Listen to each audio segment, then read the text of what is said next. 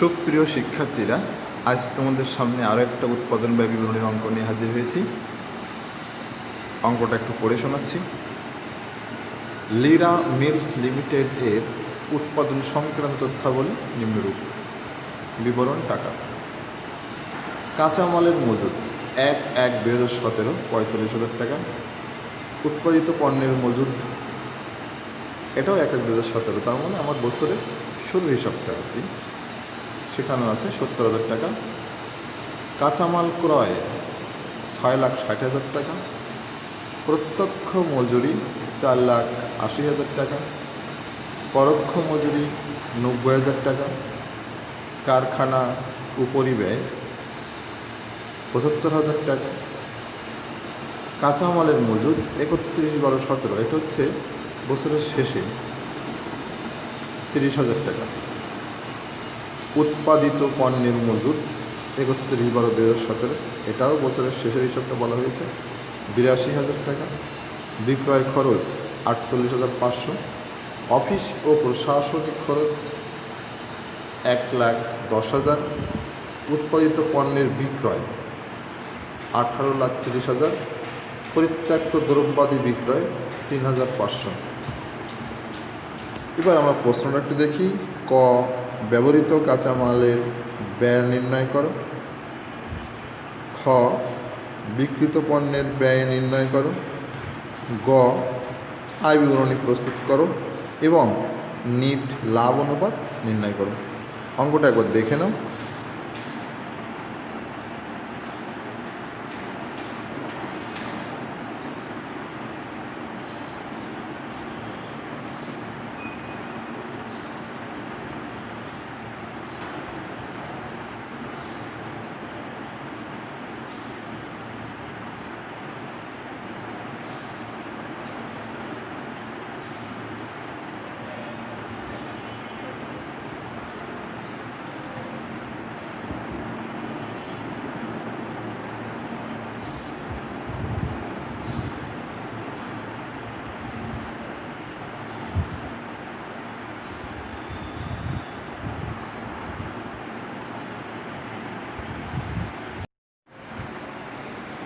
এবার আমরা ক নম্বর সমস্যার সমাধান দেখব।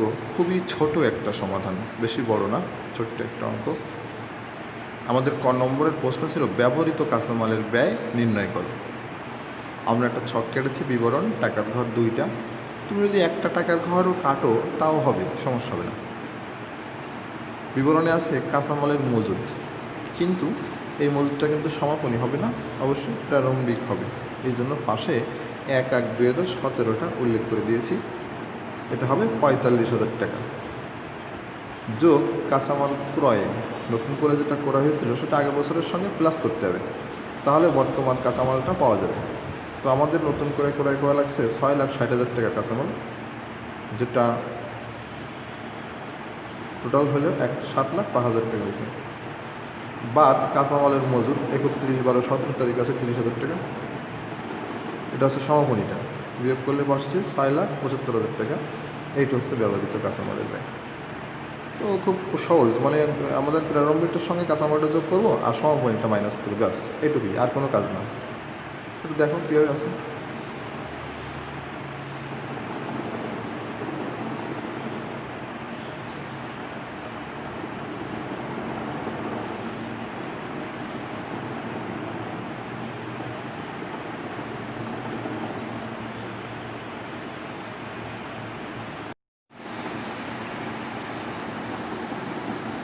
আমাদের খ নম্বর প্রশ্নে বলা হয়েছিল বিক্রিত পণ্যের ব্যয় নির্ণয় করার জন্য। এখন দেখব বিক্রিত পণ্যের ব্যয়টা কীভাবে নির্ণয় হয়। আমাদের একটা বিক্রিত পণ্যের ব্যয় বিবরণী নির্ণয় করতে হবে, এই জন্য একটা ছক কাটা প্রয়োজন। উপরে আমরা লিখব লিরা মিলস লিমিটেড বিক্রিত পণ্যের ব্যয় বিবরণী 2017 সালের 31শে ডিসেম্বর তারিখে সমাপ্ত বছরের জন্য প্রস্তুতকৃত। বিবরণ টাকার ঘর 2টা। ব্যবহৃত কাঁচামালের ব্যয় প্রথমে আনতে হবে, এটা আমরা ক থেকে পেয়েছিলাম 6,75,000 টাকা, সেটা এখানে দিলাম। যোগ প্রত্যক্ষ মজুরি 4,80,000 টাকা। এবার 6,75,000-এর সাথে 4,80,000 যোগ করলে আমরা পাবো 11,55,000। এই যেটা পেলাম প্রত্যক্ষ কাঁচামালের সাথে প্রত্যক্ষ মজুরি যোগ করে আমরা পেলাম মুখ্য ব্যয়। এবার যোগ কারখানা উপরিব্যয় হবে। উপরিব্যয়ের মধ্যে কী কী আছে আমরা দেখি একটু। এই অঙ্কটার জন্য পরোক্ষ মজুরি 90,000 টাকা, কারখানা উপরিব্যয় 75,000 টাকা, এই দুটা যোগ করে পাচ্ছি 1,65,000 টাকা। এবার মুখ্য ব্যয়ের 11,55,000-এর সঙ্গে এই কারখানা উপরিব্যয়টা যোগ করতে হবে। এটা যোগ করলে আমরা পাবো 13,20,000। এটাকে আমরা বলবো উৎপাদন ব্যয়। উৎপাদন ব্যয়টা হয়ে গেল। এর সঙ্গে পরিত্যক্ত দ্রব্যাদি বিক্রয়, অর্থাৎ কারখানায় কাজ করতে গেলে অনেক কিছু আছে যেগুলো আমাদের প্রয়োজনে লাগবে না, কিন্তু অন্যের কোনো প্রয়োজনে লাগবে, সেইগুলো আমরা স্ক্র্যাপ ভ্যালু বলি ইংরেজিতে। এটা আমরা বলি বাংলায় পরিত্যক্ত দ্রব্যাদি। তো সেটা আমরা বিক্রয় করতে পারি। তো এটার বিক্রয়ের দাম আসতেছে 3,500 টাকা। তো সেটা তো উৎপাদন ব্যয় থেকে মাইনাস যাবে। তো মাইনাস গেলে সেটা আসতেছে 13,16,500 টাকা। এই যে 13,16,500 টাকা হলো, এটার নাম হচ্ছে উৎপাদিত পণ্যের ব্যয়। এর সঙ্গে যোগ হবে উৎপাদিত পণ্যের মজুর, যেটা প্রারম্ভিক ছিল 1/1/2017-তে, সেটা ছিল 70,000। এটা যোগ করলে পাই 13,86,500।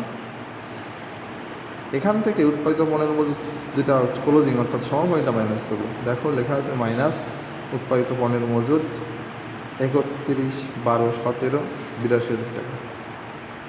এটা বিয়োগ করলে আমরা পাচ্ছি 13,04,500। এই 13,04,500 হচ্ছে 13,04,500। এই 13,04,500 হচ্ছে বিক্রিত পণ্যের ব্যয়। তাহলে বিক্রিত পণ্যের ব্যয়টা কেউ নির্ণয় করলাম, এক পলক দেখে না একবার।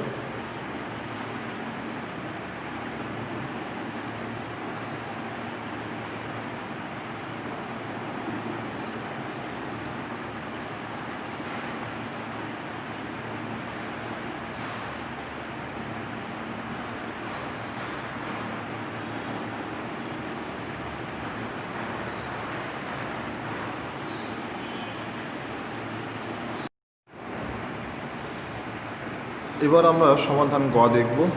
সমাধান গতে আমাদের নিট লাভটা বের করতে বলা হয়েছে। এজন্য আমাদের নিট লাভ বের করতে গেলে একটা আয় বিবরণী করা খুব প্রয়োজন। আমরা আয় বিবরণী একটা ছক কাটবো, যেখানে বিবরণ টাকার ঘর 2টা। তোমার লিখবে এইভাবে: নিরামিষ লিমিটেড আয় বিবরণী 2017 সালের 31শে ডিসেম্বর তারিখে সমাপ্ত বছরের জন্য। বিবরণ টাকা টাকা। বিক্রয় 18,30,000, এটা আমরা জানি। বাদ বিক্রিত পণ্যের ব্যয়, এটা আমরা খ নম্বর থেকে পেয়েছিলাম, সেটা ছিল 13,04,500। তো বিয়োগ করলে হলো 5,25,500, যেটাকে আমরা মোট লাভ বলছি। বাদ পরিচালন ব্যয়। পরিচালন ব্যয়ের মধ্যে কী কী থাকে? বিক্রয় খরচ 48,500, অফিস ও প্রশাসনিক খরচ 1,10,000।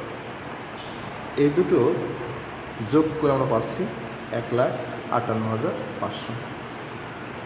5,25,500 অর্থাৎ মোট লাভ থেকে এই পরিচালন ব্যয়টা মাইনাস করব, অর্থাৎ 1,58,500 মাইনাস করব। মাইনাস করে আমরা পাচ্ছি 3,67,000। এই যে 3,67,000 টাকা পেলাম, এটাকে আমরা বলবো নেট লাভ।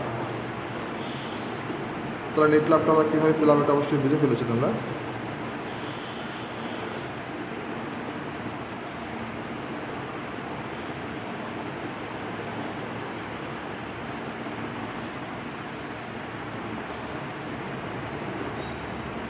এবার এই নেট লাভটা থেকে আমার নেট লাভ অনুপাত যাবে। আমরা নিচের দিকে আসছি, দেখো অনুপাতটা নিচে করে দিয়েছে। নেট লাভ অনুপাত। নেট লাভ অনুপাতের সূত্র হবে নেট লাভ ভাগ বিক্রয় গুণ 100। এই অঙ্কের নেট লাভ আমরা এইমাত্র পেলাম 3,67,000। এই 3,67,000 তুমি এখানে লিখবে। বিক্রয় ছিল 18,30,000 এই যে উপরে, বিক্রয় 18,30,000, এই বিক্রয়টাও আমি এখানে দেব গুণ 100। এবার 3,67,000কে 18,30,000 দিয়ে ভাগ করে গুণ 100 দিলে আমরা পাচ্ছি 20.5%, 0.5%। এটা হচ্ছে নিটলাভ অনুপাত। এবার দেখুন